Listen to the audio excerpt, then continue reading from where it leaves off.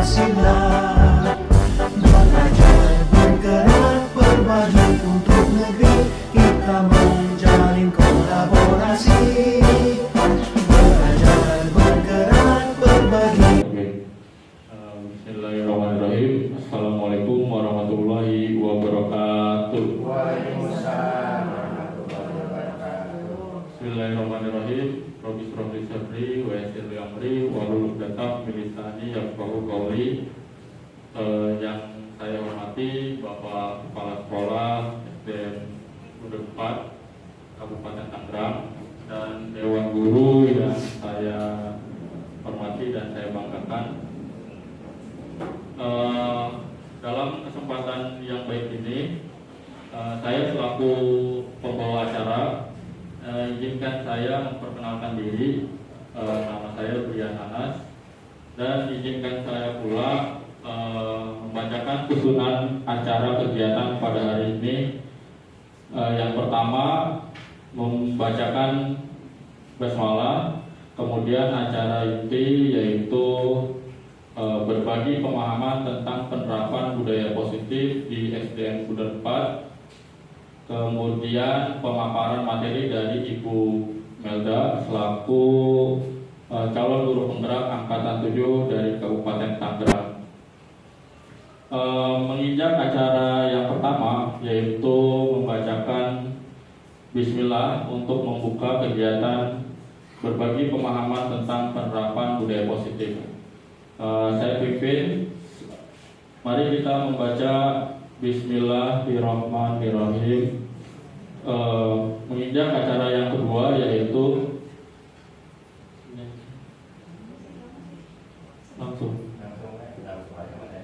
langsung materi. Oke. Untuk acara yang berikutnya yaitu berbagi pemahaman tentang penerapan budaya positif di SD Negeri Unpad. Waktu dan tempatnya saya persilahkan Ibu Guru Melda, dipersilakan.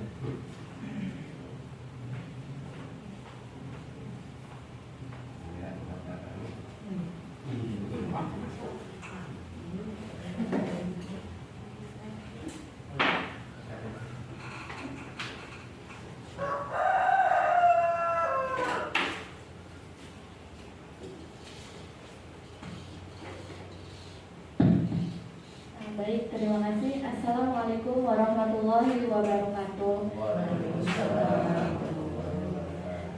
Terima kasih atas persilahkannya kepada saya, dan saya ucapkan kepada Bapak dan Ibu Guru untuk hadir di acara aksi nyata saya dalam modul 1.4.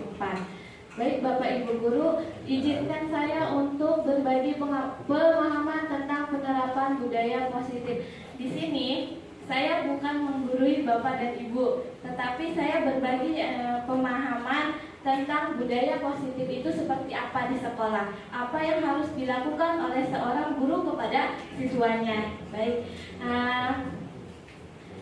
di materi budaya positif modul 1.4 pendidikan guru penggerak yang pertama yaitu disiplin positif dan nilai-nilai kebijakan yang universal. Yang kedua, teori motivasi, hukuman, dan konsekuensi. Yang ketiga, cara merumuskan keyakinan kelas. Dan yang keempat adalah keyakinan kebutuhan dasar manusia. Yang kelima, 5 posisi kontrol kita sebagai guru. Yang keenam, langkah-langkah penerapan segitiga restitusi.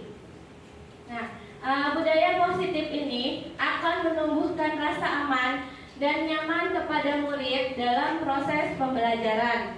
Budaya positif juga mendorong murid kita untuk mampu berpikir, bertindak, dan menciptakan pembelajaran yang merdeka, mandiri, dan bertanggung jawab. Nah, Bapak Ibu pasti sudah mendengar makna disiplin. Nah, saya mau tanya, apa sih makna disiplin menurut Bapak dan Ibu Guru? Siapa yang mau menjawab makna disiplin bagi Bapak dan Ibu Guru di kelas maupun di sekolah? Makna disiplin, ada yang tahu? Ya, boleh, Pak. Ini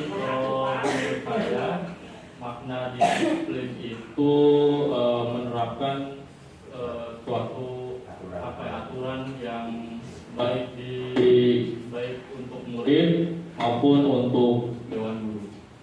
Aturan yang ditentukan bersama membuat kesepakatan mungkin seperti itu.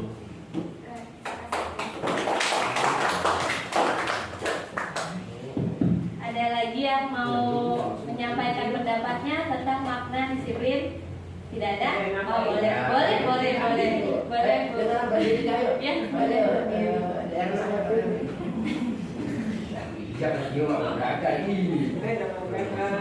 Menurut saya disiplin itu ya melaksanakan apa yang telah disepakati bersama ya baik guru sama siswa, karena itu merupakan tanggung jawabnya, jadi melaksanakan sesuai tanggung jawabnya tanpa ada paksaan, dengan keikhlasan hati melaksanakannya.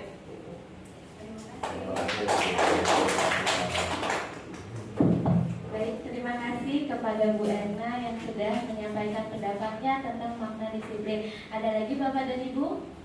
Tidak? Tidak. Nah, kita lanjut ya. Nah, memang kebanyakan orang akan menghubungkan kata disiplin dengan tata tertib, peraturan, dan kepatuhan kepada peraturan itu sendiri. Namun, kata disiplin juga sering dihubungkan dengan hukuman. Padahal itu sungguh berbeda. Karena belajar tentang disiplin positif tidak harus dengan memberi hukuman. Justru itu adalah salah satu alternatif terakhir, dan kalau perlu hukuman ini tidak digunakan sama sekali. Dan dalam budaya kita, budaya positif, makna kata disiplin dimaknai menjadi sesuatu yang dilakukan seseorang pada orang lain untuk mendapatkan kepatuhan. Kita cenderung menghubungkan kata disiplin juga dengan ketidaknyamanan. Nah, baik Bapak Ibu, kebanyakan memang disiplin itu yang kita tahu emang tata tertib, peraturan, dan pasti dihubungkannya dengan hukuman ketika siswanya itu melanggar peraturan. Namun ternyata di dalam budaya positif ini kita tidak perlu menggunakan hukuman. Tidak perlu menggunakan hukuman dengan si anak ini menjadi lebih baik. Ternyata itu salah. Tapi memang kebanyakan selama ini, dan saya juga sendiri belum paham gitu ya. Sebelum melakukan pendidikan ini belum paham. Saya selalu menjadikan murid saya itu tidak tertib, dan menjadikan hukuman ini menjadi alternatif terakhir memang. Dan ternyata hukuman ini membuat disiplin anak tidak nyaman. Tidak nyamannya ada rasa dendam pada gurunya sendiri. Jadi ada rasa malas juga untuk belajar. Di sini ternyata hukuman ini tidak baik gitu. Takut, malah takut, tidak berekspresi, motivasinya rendah gitu ya. Ya, lanjut. Nah, disiplin positif terdapat 3 teori. Yang pertama, disiplin positif merupakan unsur utama dalam terwujudnya budaya positif yang kita cita-citakan di sekolah-sekolah kita. Menurut Ki Hajar Dewantara menyatakan bahwa untuk mencapai kemerdekaan, syarat utamanya adalah harus ada disiplin yang kuat. Disiplin yang dimaksud adalah disiplin diri yang memiliki motivasi internal. Diri kita, internal dari dalam diri kita, bukan dari luar atau orang lain yang memotivasi diri kita sendiri. Kemudian disiplin positif yaitu mendekatkan pendidikan murid untuk melakukan kontrol diri dan kepercayaannya diri pada siswa sendiri. Lanjut Pak. Nah, yang kedua, ada nilai-nilai kebijakan yang universal. Yang pertama, nilai-nilai kebijakan adalah sifat-sifat positif manusia yang merupakan tujuan mulia yang ingin dicapai setiap individu. Kemudian yang kedua, nilai-nilai kebijakan yang ingin dicapai oleh setiap anak Indonesia yang kita kenal dengan profil pelajar Pancasila. Bapak dan Ibu semuanya sudah mengenal profil pelajar Pancasila yang digerakkan oleh Mas Menteri sebagai Kurma, Kurikulum Merdeka. Sudah tahu Bapak? Baik, lanjut ya. Nah, di sini Profil pelajar Pancasila ada berapa? Ada 6. Baik, yang pertama beriman, bertakwa kepada Tuhan Yang Maha Esa dan berakhlak mulia. Yang kedua mandiri. Yang ketiga bernalar kritis. Yang keempat berkebinekaan global. Yang kelima bergotong royong. Dan yang terakhir adalah kreatif. Nah, ini semua profil pelajar Pancasila yang digalakkan oleh kurikulum Merdeka saat ini, khususnya memang untuk kelas 1 dan kelas 4 ya. Nah, baik, lanjut. Nah, ini kita sebelum lanjut kita nyanyikan dulu ke 6 dimensi tadi profil pelajar Pancasila. Kalau dulu Bapak dan Ibu ketika kurikulum 13 itu tepuk PPK ya, tepuk PPK gitu kan. Nah, sekarang ternyata profil pelajar Pancasila itu bisa, kalau enggak dikeluarin aja dulu MSC.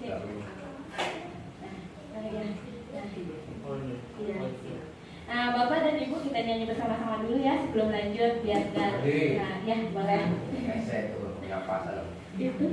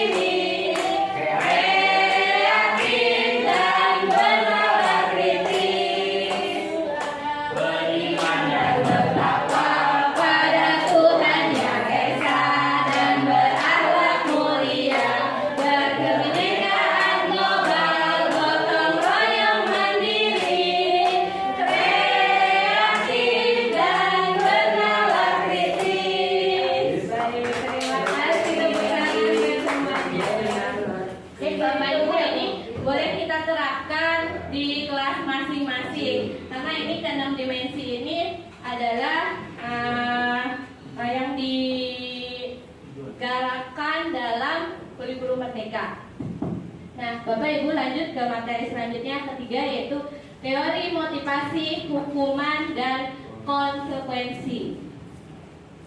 Ada 3 motivasi perilaku manusia. Yang pertama yaitu untuk menghindari ketidaknyamanan atau hukuman. Yang kedua, untuk mendapatkan imbalan atau penghargaan dari orang lain.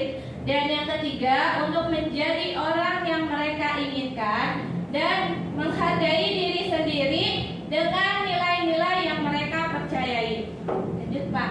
Nah, Bapak Ibu, dari ketiga motivasi tadi, maka sebagai seorang pendidik, saat kita perlu hadir di suatu pelatihan, motivasi apakah yang mendasari tindakan kita? Nah, yang pertama, apa yang akan terjadi apabila saya tidak melakukannya? Misalnya, jadi dengan jawaban hadir karena tidak ingin ditegur. Misalkan hadir karena tidak ingin ditegur oleh atasan. atau kepala sekolah gitu ya. Berarti ini menghindari ketidaknyamanan dan hukuman, takutnya ada teguran tadi gitu. Nah, ini terjadi motivasi eksternal. Eksternal itu motivasi dari luar. Nah, karena ada Bapak Kepsek, adanya hukuman, jadi tidak ada motivasi yang ada pada diri kita sendiri. Nah, ya, yang kedua, apa yang akan saya dapatkan apabila saya akan melakukannya? Nah, jadi jawabannya yaitu ingin dilihat, ingin dipuji oleh lingkungan kita, atau mendapat penghargaan sebagai kepala sekolah yang berprestasi atau guru yang berprestasi. Jadi di sini kita mendapatkan imbalan, hadir karena ingin mendapat imbalan atau penghargaan dari orang lain. Nah, itu juga termasuk dari motivasi eksternal, dari luar juga kita hadir karena ingin mendapatkan imbalan gitu. Dan yang ketiga, saya akan menjadi orang yang seperti apa apabila saya melakukannya? Nah, jawabannya saya ingin menjadi pembelajar sepanjang hayat, menjadi orang yang berusaha dan bertanggung jawab serta menghargai diri kita sebagai teladan bagi murid-murid kita dan guru-guru kita serta lingkungan kita. Karena kita percaya nih, tindakan kita sebagai pemimpin pembelajaran akan jadi panutan oleh lingkungan kita. Nah, di sini adalah menghargai nilai-nilai kebijakan sendiri atau motivasi internal yang ada pada diri kita sendiri. Jadi Bapak Ibu biasanya ya kita nih ingin menghadiri pelatihan. Bapak Ibu biasanya ada di poin berapa? Poin 1, poin 2, atau poin 3? Poin 1. Boleh, gak apa-apa. Poin 1, tapi poin 2 boleh. Adakah yang paling dari motivasi diri kita sendiri, yaitu motivasi internal yang poin ketiga? Ada? Ada. Cuman itu kadang sedikit ya. Ada sedikit. Ya mudah-mudahan dari pembina upacara seperti yang ketiga. Ya, amin. Baik, Bapak Ibu, kita lanjut. Tadi sudah kita terapkan bahwa ada poin 1, poin 2, poin 3. Mengikuti pelatihan itu dari diri kita sendiri ya. Sekarang menurut Bapak Ibu nih, dari ketiga jenis motivasi tadi, motivasi manakah yang saat ini paling banyak mendasari murid-murid kita di sekolah? Poin 1. Poin 1 ya. Iya, poin 1 karena takut dimarahi. Ya. 50%, 30% itunya 20% tadi. Ya, memang murid kita juga perlu bimbingan juga dari kita. Nanti kedepannya kita bisa memperbaiki itu semua ya Bapak Ibu. Lanjut Pak. Nah, ada pula perbedaan hukuman, konsekuensi, dan restitusi. Hukuman diberikan bisa berupa fisik maupun psikis, sedangkan konsekuensi sudah terencana dan restitusi memberikan solusi. Nah, Bapak Ibu, dari ketiga perbedaan ini yang mana yang Bapak Ibu suka berikan? Selain hukuman, konsekuensi, atau menggunakan solusi restitusi? Biasanya hukuman ya, karena Tapi fisik kok memang nggak ada lah sekarang. ya, karena mungkin hukuman itu karena balik lagi ke tadi solusi terakhir gitu ya, solusi terakhir. Dan konsekuensi biasanya sudah terencana, namun Bapak Ibu selama saya di sekolah konsekuensi mungkin itu tidak ada ya, karena tidak ada ucapan yang anak itu melanggar harus seperti ini gitu, tidak ada. Makanya kita di sini menggunakan hukuman gitu, menurut yang saya pahami ya. Lanjut Pak. Nah, Bapak Ibu, di sini saya ada pertanyaan. Tindakan kita sebagai guru, menurut Bapak Ibu ini hukuman atau konsekuensi?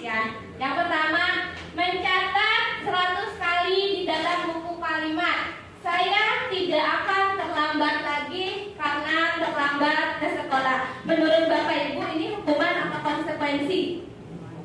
Hukuman. Ya, bagus, betul. Ini adalah hukuman. Yang kedua, lari mengelilingi lapangan basket 2 kali karena terlambat hadir ke sekolah. Hukuman, bagus. Yang ketiga, murid diminta untuk push up 15 kali karena tidak menggunakan masker. Hukuman, baik. Menggantikan kertas tugas teman yang telah dicoret-coret. Konsekuensi hebat sekali Bapak Ibu. Yang kelima, memberikan tumpahan air, membersihkan tumpahan air di meja tulis karena tersenggol pada saat belajar. Konsekuensi. Membersihkan Tumpahan air, membersihkan tumpahan air. Ya, konsekuensi. Murid disuruh untuk mengenakan sepatu seharian di sekolah karena tidak mengenakan sepatu hitam. Hukuman. Lari mengelilingi lapangan basket 2 kali karena terlambat 10 menit untuk pelajaran PJK. Hukuman. Alhamdulillah Bapak Ibu di sini berarti sudah paham apa yang itu hukuman dan apa itu konsekuensi. Boleh kita upload buat kita semua. Nah, di sini identitas gagal atau identitas sukses Bapak Ibu, ternyata apa yang kita lakukan terhadap siswa dengan memberikan hukuman itu ternyata itu identitas gagal di masa depan. Ya. Dan disiplin menggunakan konsekuensi dan restitusi itu ternyata itu adalah identitas sukses yang diterapkan di sekolah untuk masa depan murid-murid kita. Gitu ya. Ini adalah kalau hukuman sesuatu yang menyakitkan yang harus terjadi untuk diri kita ataupun siswa kita juga. Yang kedua, konsekuensi sesuatu yang harus terjadi itu memang terpaksa yang harus dilakukan siswa. Yang ketiga adalah restitusi.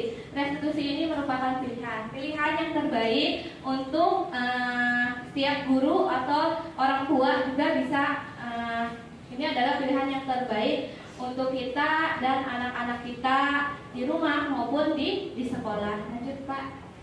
Nah, ini adalah restitusi. Pengertian dari restitusi ini merupakan proses menciptakan kondisi baik bagi murid untuk memperbaiki kesalahan mereka sehingga mereka bisa kembali pada kelompok mereka. Kelompoknya ini teman ya Bapak Ibu. Kemudian dengan karakter yang kuat, restitusi juga merupakan proses kolaboratif yang mengajarkan murid untuk mencari solusi dan masalah mereka dan membantu murid untuk berpikir tentang orang seperti apa yang mereka inginkan dan menjadi tujuan yang mulia untuk murid sendiri dan bagaimana mereka harus memperlakukan orang lain dengan baik. Lanjut Pak.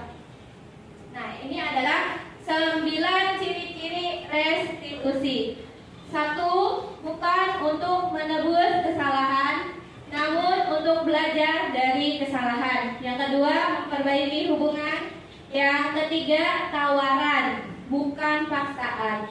Yang keempat, restitusi menuntun untuk melihat ke dalam diri. Yang kelima, restitusi juga mencari kebutuhan dasar yang mendasari tindakan. Yang keenam, restitusi diri adalah cara yang paling baik. Yang ketujuh, restitusi fokus pada karakter bukan tindakan. Yang kedelapan, restitusi fokus pada solusi. Dan yang kesembilan, restitusi mengembalikan murid yang berbuat salah pada kelompoknya. Lanjut. Nah, jadi ini adalah materi selanjutnya, yaitu keyakinan kelas. Keyakinan kelas merupakan sesuatu yang dapat diterapkan di lingkungan kelas. Pembuatan keyakinan kelas dapat melibatkan semua warga kelas melalui kegiatan curah pendapat, dan keyakinan kelas juga dapat ditinjau dari waktu ke waktu. Bapak dan Ibu guru sudah melakukan keyakinan kelas di sekolah, di kelasnya masing-masing. Sudah? Berapa persen? Sudah terlaksana atau hanya ada pada diri Bapak Ibu aja? Baik, nanti kita akan bahas. Lanjut Pak. Nah, cara merumuskan keyakinan kelas siswa berdiskusi bersama guru tentang apa yang diinginkan dan disepakati bersama untuk menumbuhkan budaya positif. Nah, ini adalah contoh kesepakatan kelas. Bapak dan Ibu ternyata keyakinan kelas dan kesepakatan kelas beda sedikit. Nah, ini adalah contoh kesepakatan kelas. Bapak dan Ibu pernah membuat kesepakatan kelas seperti ini? Ya, ada yang sudah, ada yang belum. Nah, yang pertama yaitu datang tepat waktu dan mengucapkan salam. Yang ucap salam maksudnya udah. Ya. Yang kedua berdoa sebelum dan sesudah pembelajaran, pasti itu ya Pak. Yang ketiga menjaga kebersihan sekolah. Yang keempat adalah tertib. Dan ternyata Bapak dan Ibu, saya sudah mengamati beberapa siswa. Memang ada yang suka datang terlambat ke sekolah. Namun pada saat itu memang kita hanya terdiam. Mau bagaimana lagi sudah dapat solusinya. Namun anak tersebut masih saja datang terlambat ke sekolah. Namun sebenarnya sebagai guru kita tidak tidak berfokus pada satu anak saja, tapi ternyata orang tua si anak juga kita mencari solusi bersama gitu. Dan mengucapkan salam. Nah, ternyata ketika saya mengamati juga anak belum semua mengucapkan salam. Nah, bisa diterapkan Bapak Ibu setelah ini kita terapkan bersama-sama ya Bapak Ibu. Budayakan dengan 5S itu. Senyum, sapa, salam, sopan, santun. Jadi ketika bertemu teman atau bertemu guru, mereka sudah terbiasa membudayakan 5S itu. Ternyata yang saya lihat mereka ketika bertemu guru apalagi itu hanya lewat saja gitu. Nah, kita berusaha Bapak Ibu ya untuk menerapkan itu karena itu hanya dasar kecil dari anak kita gitu ya. Untuk kedepannya yang akan lebih baik lagi. Berdoa sebelum dan sesudah mungkin itu sudah kita terapkan ya. Dan menjaga kebersihan sekolah mungkin alhamdulillah kita juga bisa menerapkan. Yang keempat, tertib. Biasanya di kelas itu anak-anak tidak tertib, satu ingin mendapatkan nilai, jadi kelompok semua ke depan, rebutan gitu. Jadi dibudayakan itu tertib, bisa dengan ayo terkelompok, kalau terkelompok bisa dikelompokkan. Kalau misalnya anak-anak dengan huruf A maju gitu ya. Lanjut Brian. Ada pula contoh keyakinan kelas. Kami guru dan murid akan saling menyayangi. Yang kedua, kami murid semangat belajar. Yang ketiga, kami murid yang peduli dengan teman-teman. Mengapa sih murid dan guru harus saling menyayangi? Karena kita di kelas tidak akan memberikan senyum, tidak akan memberikan raut wajah yang cemberut ketika bersama murid dan akan mengakibatkan guru kenapa ya? Kok dari tadi nggak mau senyum gitu. Terus kami murid yang semangat belajar, tumbuhkan motivasi kepada murid kita ya Bapak Ibu. Kemudian kami murid yang peduli dengan teman-teman. Kenapa harus membuat kesepakatan seperti ini? Karena biasanya murid dan murid itu di kelas ada saja yang berantem karena masalah sekecil apapun gitu. Setelah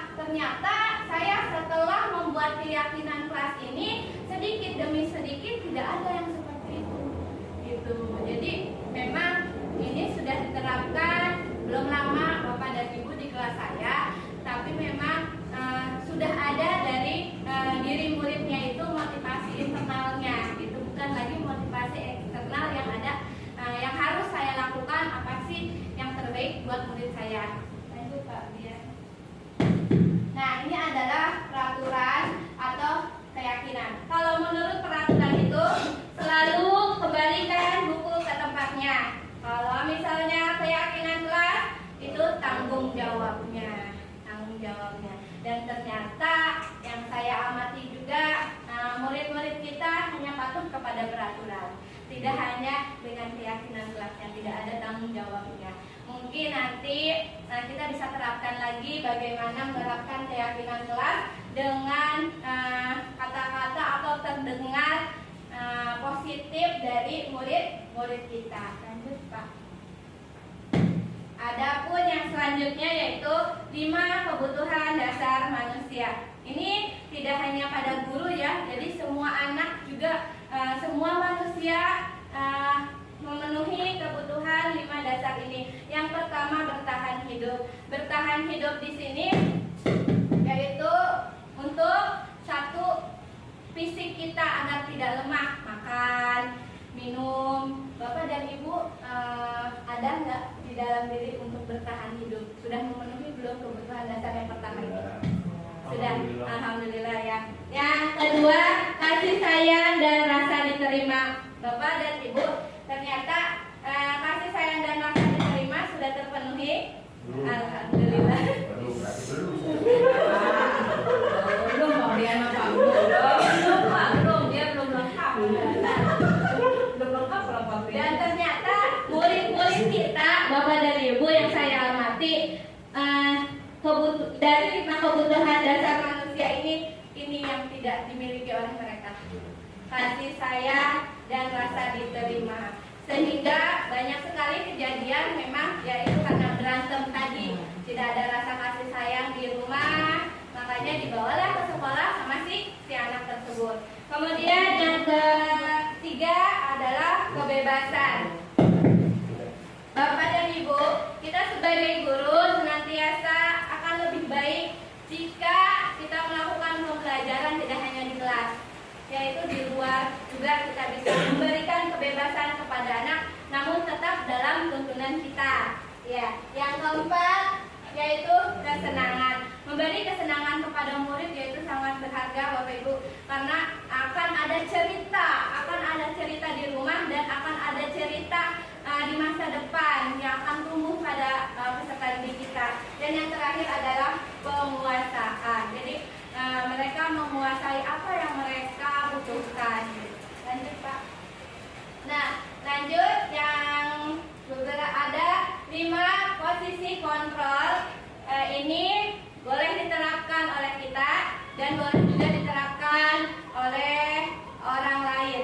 Yang pertama adalah penghukum, yang kedua pembuat rasa bersalah, yang ketiga teman, 4 pemantau, dan yang kelima sebagai manajer. Baik Bapak Ibu, dari kelima posisi kontrol ini, ketika siswa-siswa kita melakukan kesalahan, Bapak dan Ibu guru ada di posisi yang keberapa? 1, boleh. Yang lain ada di posisi berapa? Ayo Bapak, kita saling sharing aja. Pemantau kali ya. Pemantau. Ya. Ayo sebagai manajer ada juga. Ada lagi Bapak dan Ibu. Ya, dua-dua. Bersalah. Sebagai apa? Teman. Sebagai teman boleh. Ya, Bapak dan Ibu, dari 5 posisi kontrol ternyata yang bagus dari ini adalah yang terakhir sebagai manajer. Namun secara tidak langsung ternyata sulit untuk melakukan manajer ini. Namun memang kedepannya itu harus dilakukan dan terbaik untuk siswa kita. Nah, yang pertama itu penghukum. Jadi misalnya anak terlambat datang sekolah dengan nada kasar biasanya penghukum. Kamu kenapa datang terlambat ke sekolah? Nah, si guru ini tidak mau tahu kan alasan si anak ini apa. Akhirnya ya sudah push up 5. Itu penghukum berarti ya. Nah, biasanya penghukum itu memang dengan nada yang tinggi gitu ya. Terus dan itu mengakibatkan jangka panjang teringat selalu, dan biasanya sebagai penghukum itu anak itu tidak terima dengan apa yang kita lakukan dan biasanya mencoret-coret kertas atau tidak mau belajar, hanya terdiam. Dan yang kedua yaitu membuat rasa bersalah. Misal nih ada yang nitip guru, Bu saya mau keluar ya, gitu, nitip kelasnya. Dan akhirnya kita masuk dengan ribut sekali. Ayo dong bantu ibu, nanti ibu dimarahin sama guru kalian. Nah berarti itu membuat rasa bersalah murid kita sendiri gitu, dengan melakukan ayo dong nanti ibu dimarahin sama gurunya gitu. Yang ketiga yaitu sebagai teman. Bapak dan ibu biasanya memang kita juga bisa posisikan kita sebagai teman, namun ternyata itu juga salah. Jangka kedepannya mereka akan guru ini bager gitu ya, seperti itu. Terus yang keempat, pemantau. Bapak dan ibu ada tuh anak lanjut masuk, kamu kenapa terlambat? Ya udah duduk aja, tapi nanti kamu ketika pas jam istirahat kamu menulis ini ya, kamu jangan istirahat, kita pantau. Nah seperti itu. Dan yang terakhir itu adalah manajer. Manajer di sini yaitu guru sebagai manajer untuk mengatasi solusinya. Jadi kita tidak memberikan hukuman, tidak membuat rasa bersalah kepada siswa, tidak menjadi teman dan tidak menjadi pemantau. Jadi kita mau manajer bagaimana mencari solusinya, tidak mencari siapa yang salah di sini. Gitu ya Bapak Ibu. Mudah-mudahan ke depannya kita memposisikan kita sebagai guru itu sebagai manajer. Amin. Amin. Namun kita juga hanya manusia biasa, tidak luput dari keempat-empat ini, gitu ya Bapak Ibu. Lanjut Pak. Dan yang terakhir yaitu ada segitiga restitusi. Segitiga restitusi itu bagaimana cara mencari solusi yang terbaik sebagai manajer, ya. Nah, adapun langkah-langkah penerapannya, yang pertama menstabilkan identitas. Nah, menstabilkan identitas ini kita mencari permasalahan yang mereka alami. Misalnya, kenapa si anak ini datang terlambat? Kita tanya dulu.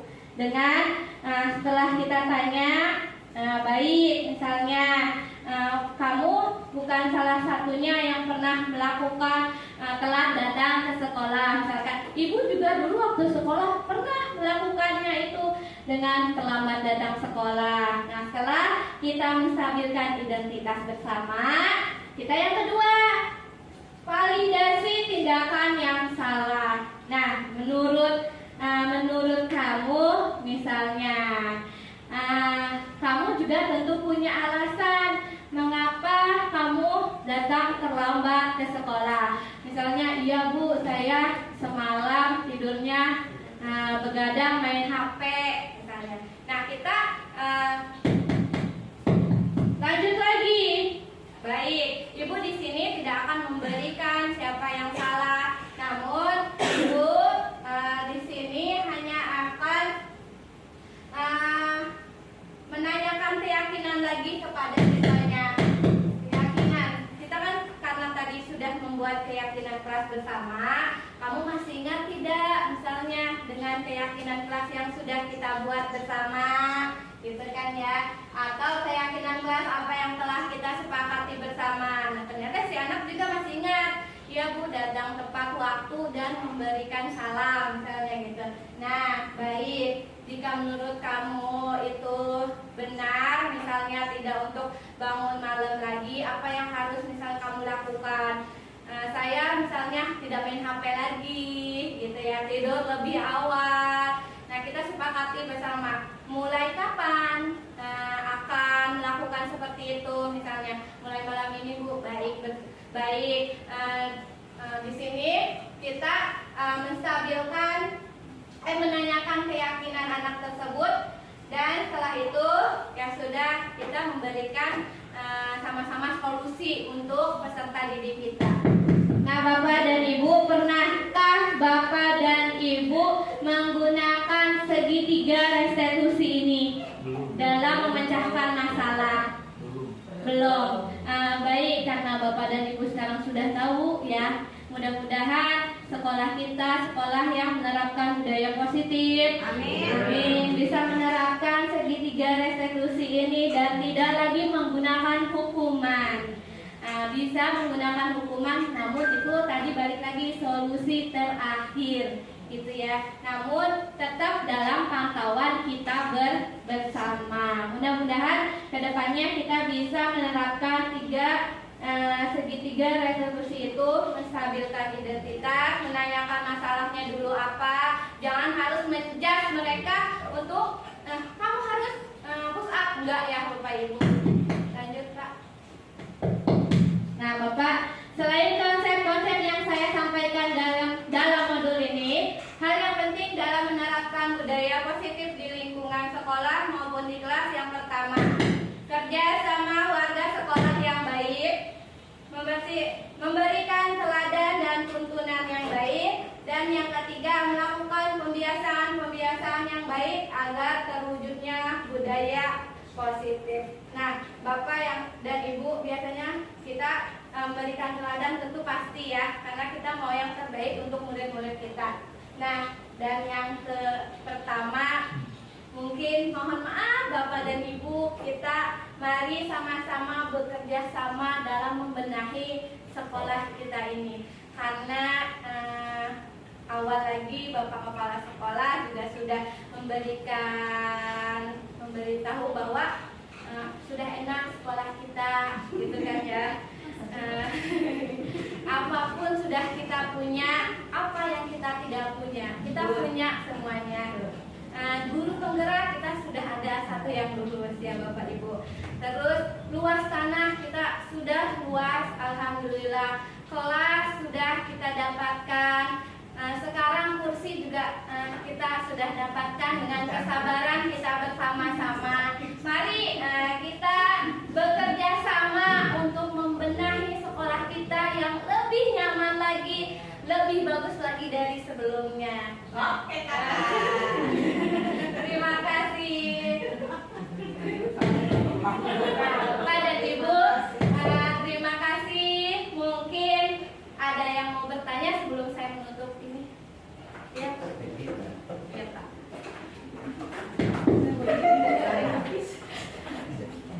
Terima kasih.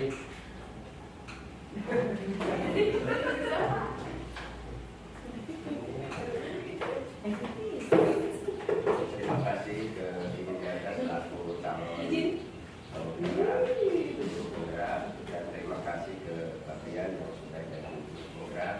Mudah-mudahan yang materi tadi disampaikan dengan budaya positif, kita yuk awali mulai dari hari ini. Kita ilmu emak bukan dari orang pintar, orang ternyata di pikiran kita juga nggak ada yang bisa. Ilmu emak walaupun kecil, apapun kita terima, jangan melihat gayanya, ternyata walaupun itu dari bujur ayam yang lupa kita ambil. Ternyata bukan dari siapa-siapa, ternyata di kita alhamdulillah kita punya potensi. Yuk mari kita dengan Pak yang sudah jadi guru penggerak dan Ibu ambil calon penggerak, dengan budaya positif itu kalau kita benahi, kalau kita lakukan sedikit-sedikit, insya Allah. Makanya memang kita diwajibkan adalah Allah dilahirkan adalah untuk beribadah secara horizontal dan secara vertikal, ya, ibadah. Sebab dengan merubah budaya yang tadinya kita biasa-biasa dan budaya positif, insya Allah akan merubah karakter anak kita selaku penerus generasi bangsa. Dan insya Allah nantinya kalau sudah terbiasa, memang ini bukan ingin seperti sambal ya, kita sedikit-sedikit insya Allah akan terwujud. Yang penting tadi niat dari intern kita. Yang satu, jangan ada keterpaksaan, adanya dari dalam diri kita. Dan alhamdulillah di kita sudah ada walaupun setelah itu insya Allah terima kasih Bu Amir panggilannya. Mudah-mudahan dengan adanya penyampaian ini sekolah kita akan lebih baik.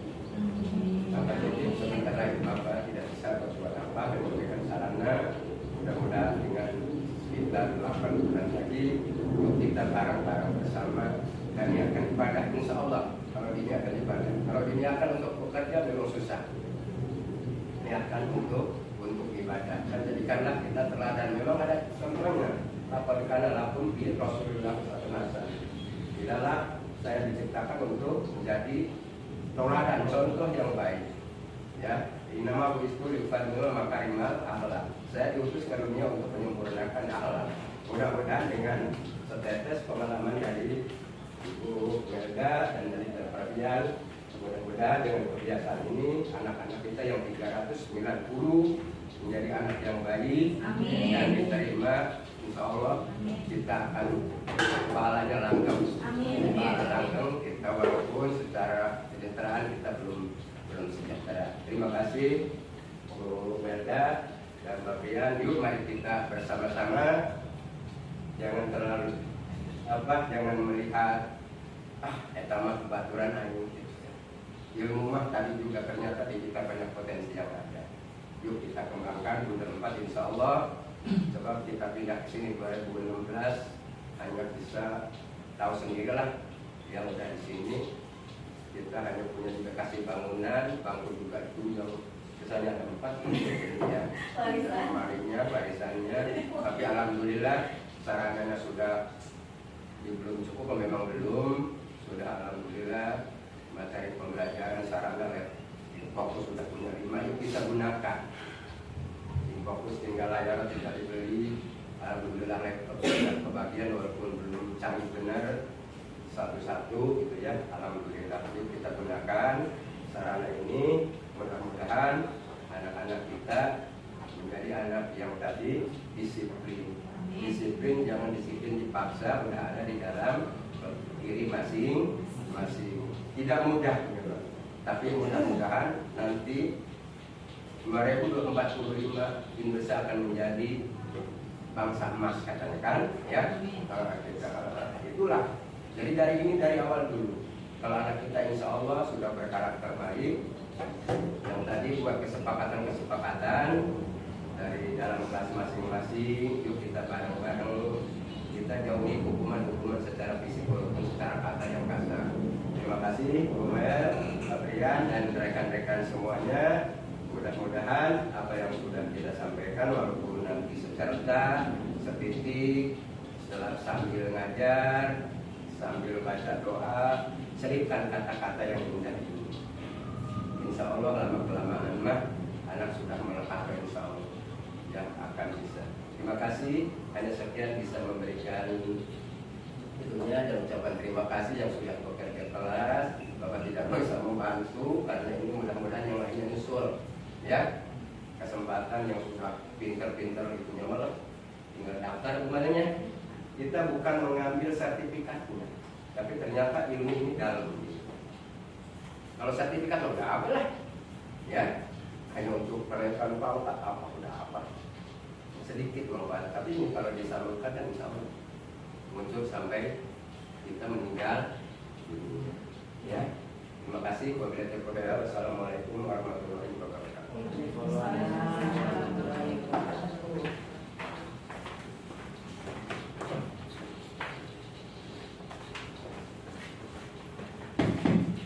Baik, terima kasih kepada Bapak Mirhan yang telah memberikan sarannya kepada kita. Mudah-mudahan kita bisa menerapkan apa yang tadi Bapak kita sampaikan, menjaga sekolah ini dengan baik dan menjadikan budaya positif ini di sekolah kita dengan baik. Amin, amin ya rabbal alamin. Ada lagi ya Bapak dan Ibu yang memberikan saran atau mendanggapi yang saya buat ini, Pak Brian ada mungkin sudah pada lelah Bapak Ibu ya. Baik, tidak kurang dari kesalahan saya, tidak kurang dari apa yang saya bicarakan.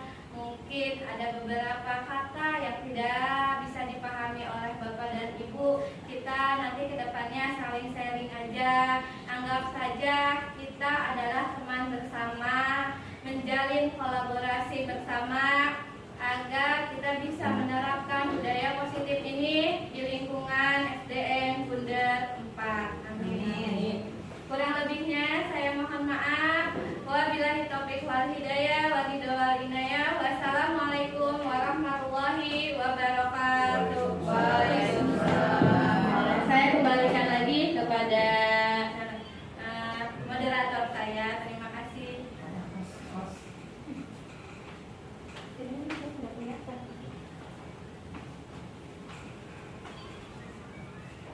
Ya, acara demi acara sudah kita laksanakan sampai di penghujung acara. Mari kita mengucapkan hamdalah